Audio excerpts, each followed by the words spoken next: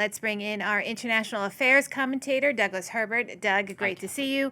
So, this incident in Romania, Romania is a NATO member, so it's a reminder that the alliance is being dragged into this.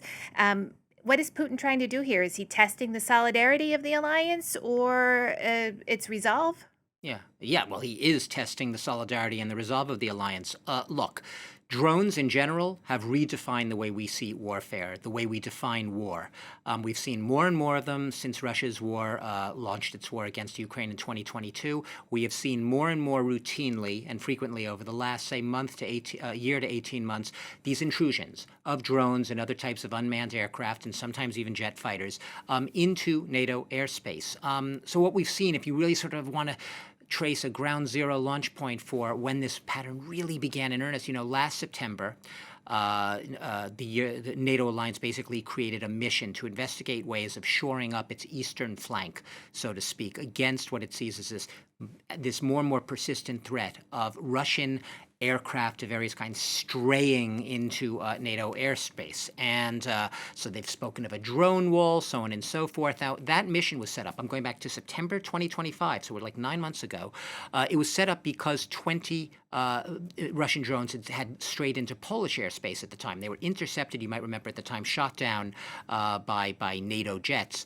But you've also seen drones straying not just into Poland, but into Romania. There was a previous incident involving a drone in Romania that hit a building. No one had been injured in that incident, just damages. We've also seen, like I said, fighter aircraft straying into NATO air. Straying is a charitable term, Catherine.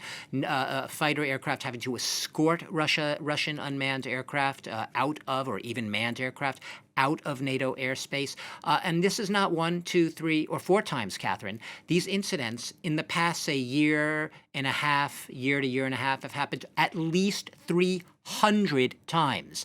So you could say there's a point at which you say, is Putin trying to test the limits of NATO resolve?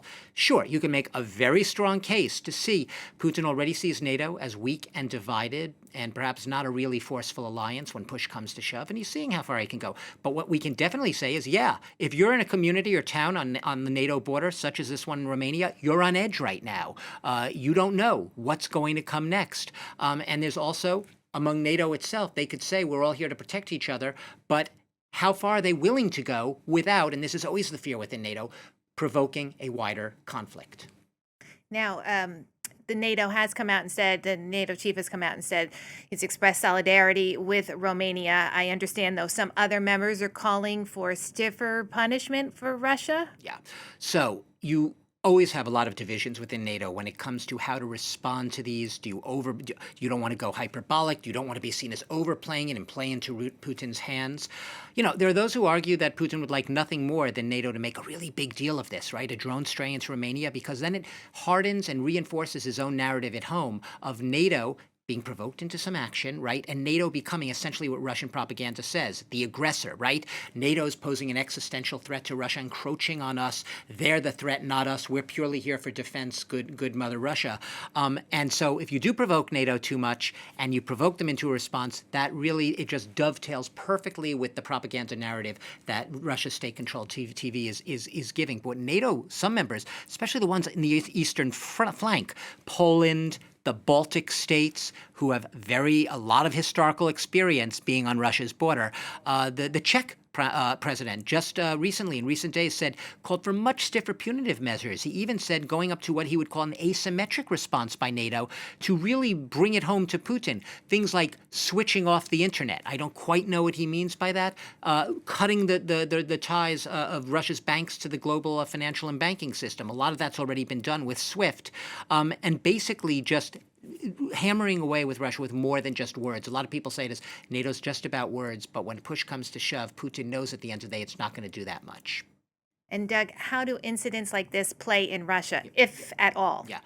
The if at all part is really important here, because Russians tend to see very little of the narrative about the consequences of Putin's war of aggression against Ukraine, which means they have an earful every single night on their first channel, their state-controlled channel, about the horrific Ukrainian strikes deep within Russian territory. And that's all true, by the way. The Ukrainians have been striking at oil refineries and military targets deeper and deeper within Russia, often relying on its more sophisticated now drone technology. So that's not a lie, but the problem is it's out of context because it's not showing the flip side. The Russians get to see almost nothing of the devastating missile and drone bombardments against Ukraine. And my guess would be that they are not getting the same narrative about the significance of this drone straying into Romania. A safe bet that my chronique here, that my commentary here is not going to be playing on Russia's first channel tonight, at least not in its entirety, because it does go against a little bit of the Russian narrative here. How does it play out in Russia? It's really not registering for Russians. The narrative there has been drummed into their heads, and also a new generation of Russian school children, that NATO is an aggressive alliance. It's an offensive alliance, not the defensive alliance that NATO says it is, that it continues to encroach on Russia's borders. And if Russia doesn't do something to defend itself, NATO, before you know it, is going to be basically taking over Russia. NATO is the devil in all the Russian narratives. And I suspect, and I know from seeing some of it, that's how it's playing out right now, at least on Russia's state-controlled television.